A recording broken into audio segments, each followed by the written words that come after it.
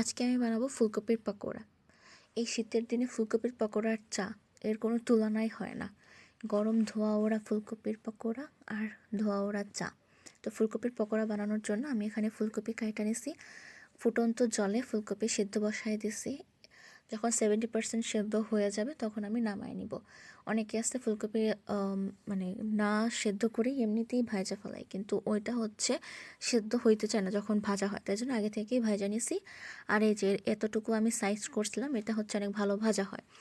তো ব্যাটার বানানোর জন্য আপনি অবশ্যই বেসন নেবেন, তারপরে চালের গুঁড়ো, তারপরে কর্নফ্লাওয়ার, তারপরে হচ্ছে মরিচের গুঁড়া, হলুদের গুঁড়া, দেন হচ্ছে লবণ, চিনি, তারপরে হচ্ছে আপনার যদি পেঁয়াজ দিতে চান এর সাথে তো পেঁয়াজ, ধনিয়া পাতা। আমি তো পেঁয়াজ খাই না, তাই জন্য হচ্ছে এখানে হচ্ছে ইয়া দিয়ে দিছি, হিং দিছি, কালো জিরা দিয়ে ব্যাটারটা সুন্দর করে মিক্স করে নিতেছি। বেকিং সোডাও দেয় অনেকে, বাট আমি ওটা স্কিপ করছি। এগুলো দিয়ে তারপরে জল দিয়ে ভালোভাবে মিক্সচারটা নাড়াচাড়ায় নিতে হবে, মানে সুন্দর করে, সব যেন কোনো মানে কি বলে জমাট বাঁধা না থাকে, এত সুন্দর করে ইয়া করতে হবে। জমাট বাঁধা থাকলে তখন যখন ভাজে তখন বিষয়টা ভালো হয় না, ঠিক আছে? তাই জন্য হচ্ছে আমি সুন্দর করে নাড়ায় নিব। এই যে আমার ব্যাটার মিক্স করা রেডি।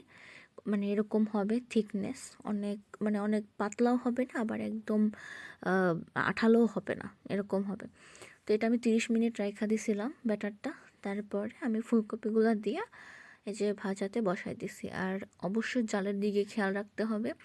যদি জাল আপনি একদম প্রথমে একদমই বাড়ায় দেন তাহলে হচ্ছে কি হবে, মানে বাহিরটা একদম কালো হয়ে যাবে, ভাজা হয়ে যাবে, কিন্তু ভিতরটা হবে না। তার জন্য জাল আস্তে অল্প দিয়ে এরকম ভাজতে থাকতে হবে। যত সময় নিয়ে ভাজবেন বিষয়টা আরও তত বেশি টেস্টি হবে, ভালো হবে আর ক্রিস্পি হবে। উপরে ক্রিস্পি, ভিতরে হচ্ছে সফট। ওই যে আমি প্রথমেই আপনাকে ভাইঙ্গা দেখালাম, এই যে প্রথম ধাপ হয়েছে, পরে আমি আরেকটা দিয়ে দিছি আরেকবার ফুলকপি। এখানে হচ্ছে মা রুটি ভাজতেছিল, এই যে কত সুন্দর ফুলকো ফুলকো রুটি। আর এই যে এদের তো খাত্রকে খিলাড়িতে যাওয়া উচিত, যেখানে আমরা চামচ দিয়ে ধরলে আমাদের হাতে ঠুসকা পড়ে যায়। আর এখানে মায়েরা কিভাবে মানে এক হাত দিয়েই করতেছে। তো একটুখানি ব্যাটার বাচ্চা ছিল, তো ওই ব্যাটারটুকু আমি মরিচের পাকোড়া করে নিছি। অবশ্যই মরিচের পাকোড়াটা টেস্ট করবেন, অনেক টেস্টি হয়। মানে অতটা ঝালও লাগে না, আবার হচ্ছে ফায়রা দিছি তাই জন্য হচ্ছে বেশি ঝাল লাগে না। তো মরিচের পাকোড়াটা বেশ ভালো ছিল, আমার কাছে তো ভালো লাগছে। তো এই যে আমার রেডি ফুলকপির পাকোড়া, আর এই যে হচ্ছে গিয়ে মরিচের পাকোড়া, দেখতেও সুন্দর হয়েছে। যে আমি আপনাদের ভাইঙ্গা দেখাইতেছি, ভিতরে একদম সেদ্ধ হয়ে গেছে মরিচটা।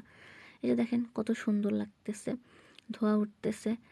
আর এটা হচ্ছে ফুলকপির পাকোড়া, উপরে ক্রিস্পি, ভিতরে সফট। এই যে দেখেন কত সুন্দর, বেশি করে নিয়ে অল্প কিছু করছিলাম। Thank you so much.